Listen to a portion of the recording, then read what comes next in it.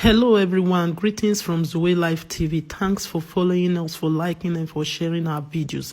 Today I'm going to be talking about this particular Ghanaian pastor. Just look at, he washed himself in a plastic drum of water, all his body from head to toe.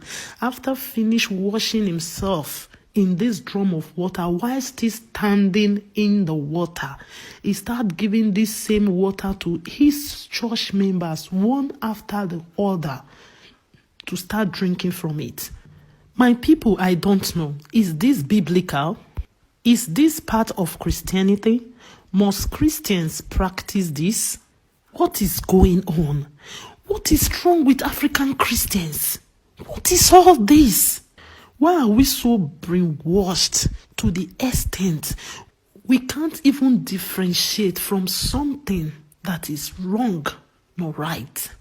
And we can't differentiate from something that we shouldn't do and things that we should be doing. Why are we like this?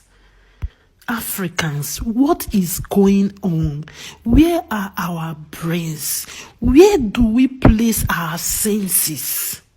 Do we normally left our senses at home before coming to church?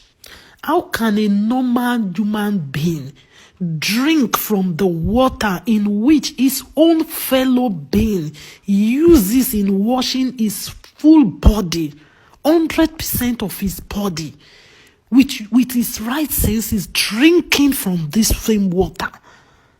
My God, this is surprising to me. Just look at him, how he washed himself in the water. After finish washing, start giving it to his own fellow being to drink from it. And my people started drinking from it with their two eyes open.